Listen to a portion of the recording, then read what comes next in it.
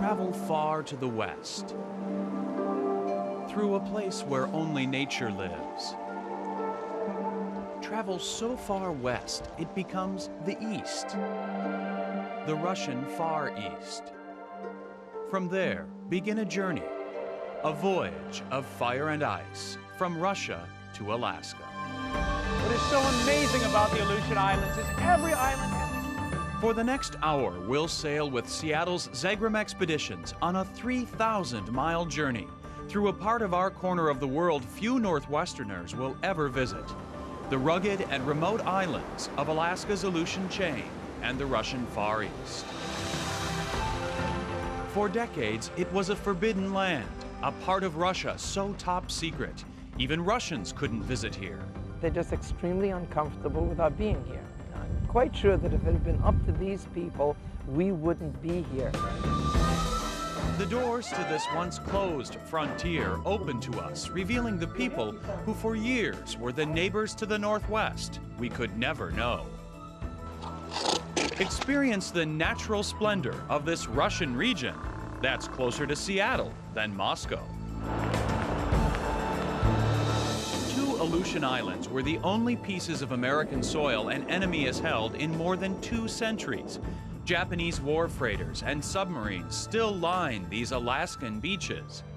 Now, a veteran makes an emotional return to the scene of a bloody World War II battle in Alaska. Part of living here was where a boy comes up and goes home a man. Discover who lives at the westernmost point of America, an island 1,000 miles from civilization. My very own island, right? And find out why nearly everyone has left this picturesque Alaskan isle.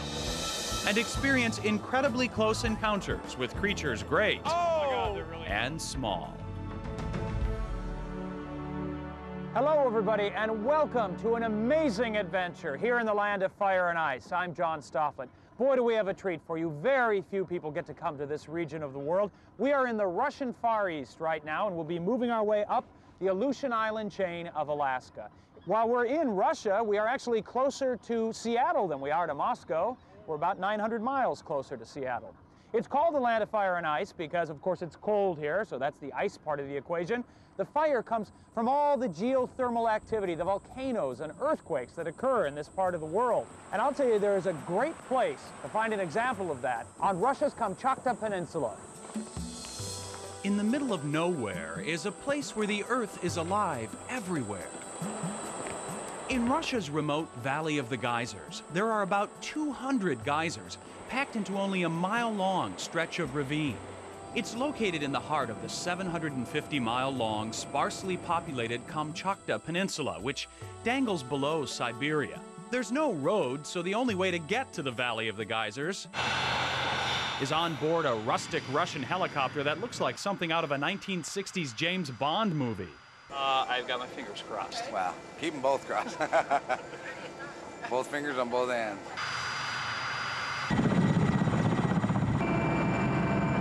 It's about an hour-long flight to the valley. God willing.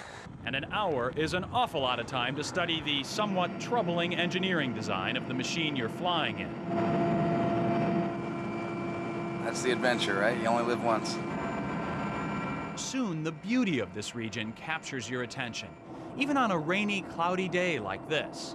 And before you know it, you've arrived safe and sound at the Valley of the Geysers. That was impressive, I'll tell you. Once in a lifetime. It was worth it. Definitely. And we made it in one piece. Yeah. In this volcanically active valley, so isolated it wasn't even discovered until 1941, it seems as if Mother Nature's still busy creating the land. It's a bubbling, boiling work in progress.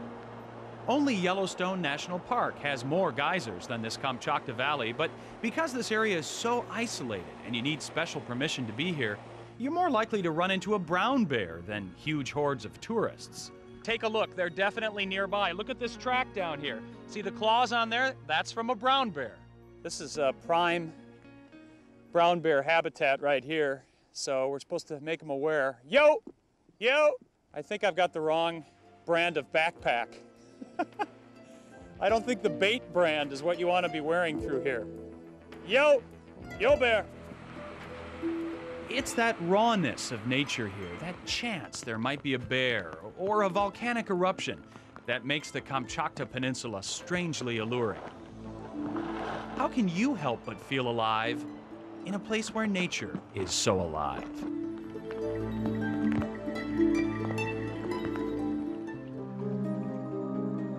From the Kamchatka Peninsula, the Clipper Odyssey sails east toward Bering Island in the Bering Sea. Now, both bear the name of explorer Vitus Bering, who surveyed for the Tsar what would eventually be Alaska and this area of the Russian Far East. Bering and his crew were shipwrecked on this desolate island in 1741. They desperately tried to survive the elements, but Bering and half of his crew died and are buried on the island. Even today, Bering Island is largely untouched, home to huge fur seal rookeries and endangered stellar sea lions. Oh, right ahead of the Zodiac. Look at this guy, just sitting here looking at us. We would soon have an amazing encounter with these animals. But first, another adventure awaits us in Bering Island's only village.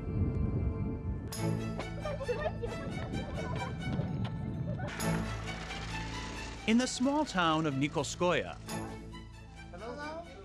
two very different groups were awaiting the arrival of our expedition. A troupe of Aleut folk dancers Ask that we don't take pictures of the soldiers or and the military troops base. from the Russian army. They're a bit uncomfortable about our being here. Why does the Russian army care about this far-flung fishing village? Well, take a look at a map and consider history, and you'll understand. See, Nikolskoye is only a couple hundred miles from American territory. It was a strategic point on the front line of the Cold War with the U.S. And the military guys are really uncomfortable. As I say, you see those fellows who every time I look at them, they turn around. When I Professor pick up my Ronald camera, Wixman they of the walk University away of not Oregon knowing is which with way us to as a go. Zagram Expeditions lecturer, and he's an expert on Russian culture.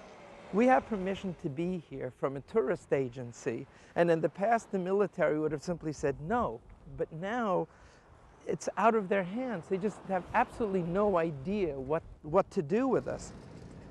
And so soldiers watch us from towers and from tanks. So I'm sure come a bunch of Americans Yeah. who 10 years ago would probably have been shot. 2 years ago. 2 years ago, we wouldn't have been allowed to come. And this was an area that was absolutely close, not just to Americans. Russians couldn't come here.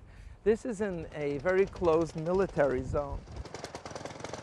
So now we really have an opportunity to see something that, as I say, I've never seen. I've been to this country 35 times. Most of the villagers seem happy to see Americans. Do they know that America's not that far away in the Aleutians? Вы знаете, что Америка совсем недалеко отсюда? Yes, oh yes, of course we know. Would they like to go there someday? А вы хотите туда когда-либо попасть? Да, yes, we'd love to. Nikolskoye is definitely a town in transition. A statue of Lenin still stands proudly overlooking the village, yet right next to it, a billboard that once held pictures of local Communist Party leaders stands empty. As in other parts of Russia, the economy is struggling here. This woman's chopping wood to heat her apartment. With cutbacks in military and government spending here, times are tough. What are winters like here? А как здесь зима? Зима. Бывает такая вьюга, вот того здания не видно абсолютно. He said, it is so windy here. If you take a look at that building, you'll see what it's like. Такой поток идет сложный. He said, sometimes the wind is so bad that when you just try to walk past the building, it is so windy you have to hold up against the building till it passes because it'll blow you away. It takes a special person to live here then. Должен Strong. специальный человек, строгий человек здесь жить. He said, yes.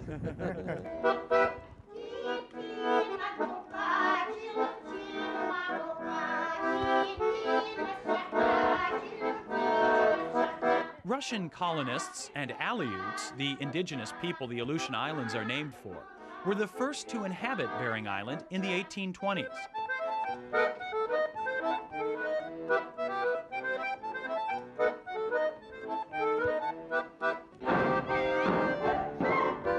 The numbers of Aleuts are dwindling now, and the local folk dance group is trying to preserve Aleut traditions for future generations.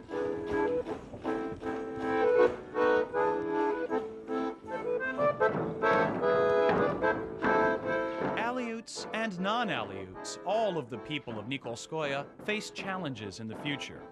По вызову. Раньше сюда на Камчатку. Yet this resident says Bering Island is, and always will be, home.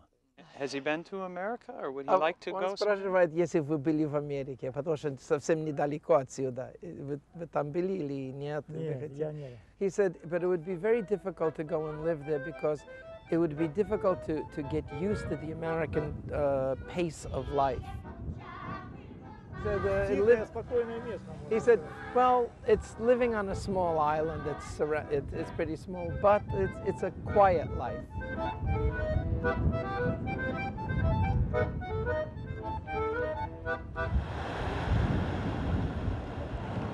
From Nikolskoye, we head to another part of Bering Island and prepare to hit the beach, literally.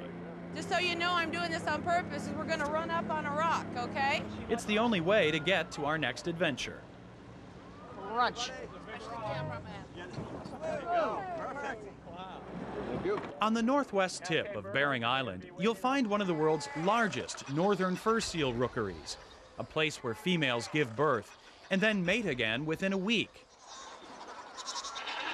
Now look closely through that thick fog, and you'll see seal pups just born in the last month. Nearby, males, bulls, aggressively square off, defending their harems of as many as 40 females each. The male just defends that territory, keeping the females in there. You'll see them, they're chasing other males off, and they're keeping females in. It's at this time that the pups have the hardest time for survival. If you look here, here's a skull. This is a pup. They get crushed by those big bulls. We're careful to not get too close to the seals. We don't want our presence here to frighten the bulls and cause a stampede. Now this is an absolutely fantastic vantage point. My heart is pounding because we are a good 200 feet above on this very narrow, slick cliff. But what a view. There's red-faced cormorants right in front of us, as you can see. And look down upon these seals. It's a fantastic vantage point, and you're not going to see this everywhere. This is Bering Island at its best. It's a wonderful part of the world, and I'm old enough that I may not have another chance. We find an even closer encounter with fur seals away from a breeding beach in the waters off Medny Island, to the east of Bering. A huge group of juvenile northern fur seals swims toward our Zodiac immediately. Oh, that's great. Look at that. Yeah, just youngsters hanging out. They're, you know, they've got no duties or responsibilities on the beach. They're not involved with the breeding routine, so they're not holding territory or trying to herd females into harems. They're non-breeders, they're youngsters just hanging out together. They like to roll in the kelp, just relax in the surf. It's fantastic. It's like they're surrounding us. They're checking us out as much as we're looking at them. Yeah. Who's watching who? That's the question, isn't it? Look at, they're all around us. It's just unbelievable. Look at the mobility there. Up on all four flippers, very comfortable and very quick if he needs to be. Hunters, after their pelts, nearly wiped out the species at one point. Now they're protected. The moment they were given a chance to recover, they've come back with such force. It's incredible. Oh, no. Nature had another, a bigger surprise in store for us. Oh, Stellars behind us. Stellar's sea lions, an endangered species, now swim toward us. Oh, right ahead of the Zodiac. Look at this guy, just sitting here looking at us. Look at that, one of the world's endangered right there. Oh, fantastic. The Stellar sea lion population has dropped 80% in 30 years, and scientists don't know why.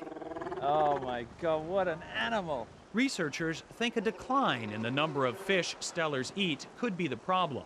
In addition, some of the sea lions are getting tangled in fishing nets or are hunted and killed illegally. They got to come up for air. They're right here, off the port side.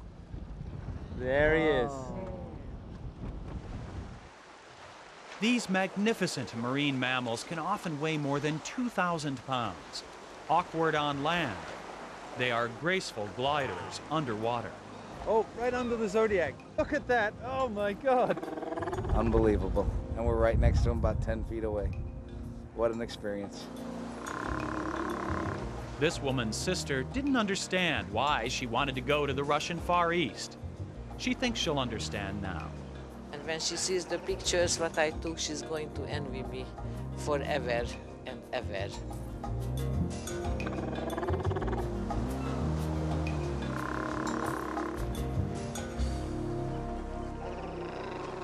What's so great about this part of the world is just when you thought you've seen everything in the course of a day, Mother Nature unveils another surprise. Look at this beautiful light hitting Bering Island. And there is so much more ahead of us on this journey through the land of fire and ice. Stay with us, won't you? Just ahead, you can't get any closer than this to brown bear cubs and live to tell about it. Then what is a submarine doing on this Alaskan beach? And why is this man determined to return to the remote Aleutian Islands? Just for a last goodbye. And this will be my last trip. Haunting reminders of World War II's bloody battles in Alaska. There they are. Plus, a whale of a wildlife encounter, humpbacks at sunset.